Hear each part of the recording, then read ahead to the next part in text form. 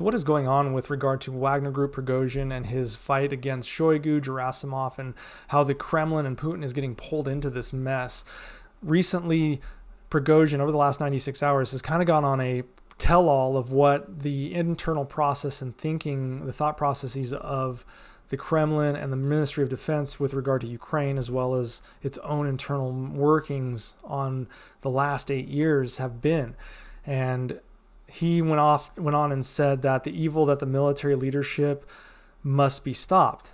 He said, everyone who tries to stop Wagner Group will be destroyed. Justice in the troops will be restored. And after that, justice in all of Russia. Now he's talking about how he can't stand how the militaries ran. And in this round of Prigozhin tells all, he says that the Russian army is retreating in several directions and is washed in blood. He blames Shoigu for faking reports to Putin and predicts more regroupings of Russian military. And these regroupings are generally just soft rhetoric for retreating. He repeats the notion that Putin is being lied to by many staffers. Prigozhin said that Shoigu fooled Putin into thinking Ukraine was going to attack Russia and that NATO would soon follow, and now Putin does not receive reports that are truthful. Most of the reports that Putin is receiving, according to Prigozhin, are just flat out lies. Now, Putin has emplaced his own informants within the front lines. However, Shoigu has figured out who those are, apparently, and has intercepted them to bring them on board with the misinformation campaign to Russia, or to the Kremlin. So he says there's no active command on the ground for Russia in Ukraine, just large groups of fighters trying to hold the lines for fear of being shot in the back by Russian soldiers. But it doesn't matter because the Russian army is still retreating in places like Zaporizhia, according to Prigozhin. Now, he says that he gets messages where the Russian chief of staff is constantly yelling at tactical commanders to hold the lines, but they're often in the rear, far behind the actual front lines, and these messages aren't being relayed. Prigozhin went on to deny that Ukraine was shelling parts of Donbass for 8 years, which was the precursor, which was a big reason why Putin said that he was invading Ukraine to protect the people of the Donbass. Prigozhin, who was on the ground there when this was taking place, said that never was a thing. He talks about how Sergei Shoigu has misinformed Putin at every level and all of the tactical commanders as well. He says that the Donbass was robbed by the Kremlin, Putin's administration, the FSB, the oligarchy, and the Ministry of Defense. He said the entities stole money from the people of the Donbass, and he said that when generals were supposed to stand up a robust DPR or LPR fighting force, these were supposed to be the internal fighting forces for Donetsk and Luhansk that were supporting Russia, the generals instead never really formed these entities and instead just pocketed the money. They also say that Prigozhin went on to say that the Russian soldiers who are supposed to receive a stipend are being robbed by generals, and the families of killed Russian soldiers are being robbed of their payouts by members of the Putin's own administration. Now, sources within the Wagner Group are now claiming that the Russian Ministry of Defense has launched missiles against Wagner Group at their field camps in Ukraine, which has resulted in significant casualties. Yevgeny Prigozhin stated that he believes the attack was ordered by the Russian Ministry of Defense. And this would kind of follow that pattern because we saw that the Russian Ministry of Defense mined Wagner Group's exfil from Bakhmut when they were leaving, attempting to kill Wagner Group military contractors as they left Bakhmut. So very fascinating situation where Shoigu and Prigozhin seem to be attacking each other, this time with Shoigu apparently trying to attack physically with force on Yevgeny Prigozhin.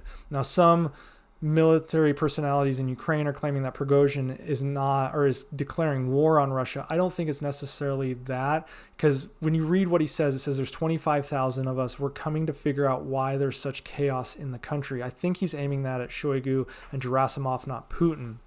And he went on to declare that 25,000 is Wagner Group's tactical reserve, but the strategic reserve is our whole army and the whole country. Everyone who wants to join us can. We must end this disgrace.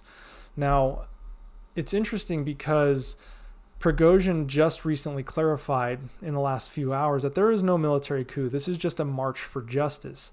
Our actions do not interfere with the army in any way. Now, that's a way to de-escalate a situation while still maintaining your thought process on what you want to do. Again, I don't necessarily think that Prigozhin wants to unseat Putin, but he's doing stuff that certainly could look like that if Putin could take it that way. I mean, one of the things is Wagner continues to recruit mercenaries by mail, and they're getting assistance from Putin-supporting organizations such as the Veterans Interest Defense League.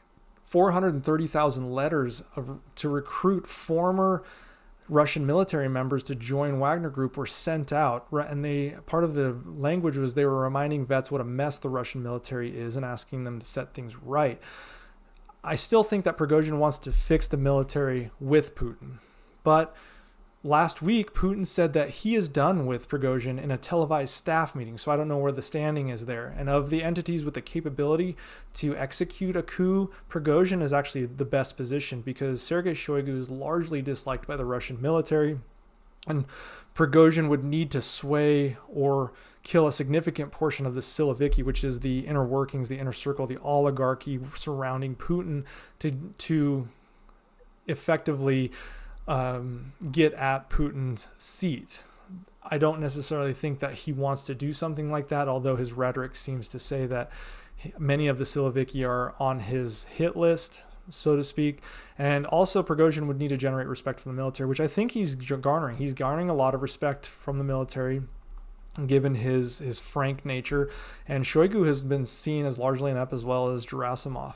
So both killing of the Siloviki and generating respect for the military are possible, but likely not before Prigozhin himself gets killed.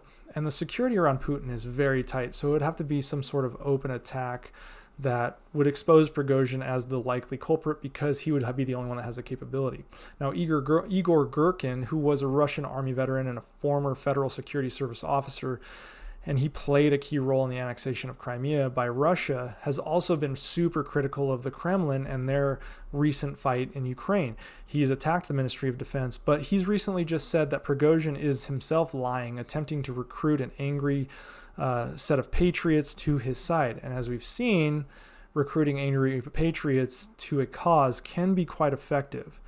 Regardless, this is clearly an internal military problem for Russia, and after Prigozhin's threats, we've seen just in the last few hours the National Guard of Russia, also known as the Rosguardia, has reportedly been placed on high alert status with mobilization orders being received from the Russian Ministry of Defense as well as the FSB. Russia is now claiming all of this kind of hullabaloo, I guess, is the result of British intelligence misinformation campaigns, and some FSB members are saying Prigozhin staged the whole attack by missiles thing and is using it to generate support. Interestingly, during this whole multi-day episode, Putin has been nowhere to be found to talk, and I think it's because he wants to be portrayed as the eventual white knight that comes in and solves all the problems and takes care of Prigozhin and takes care of Shoigu and Gerasimov, and he's seen as the one that either unites or destroys the detractors, and Russia can be strong again. But we'll see. It's an interesting situation with regard to Yevgeny Prigozhin and the Russian Ministry of Defense and the Kremlin itself.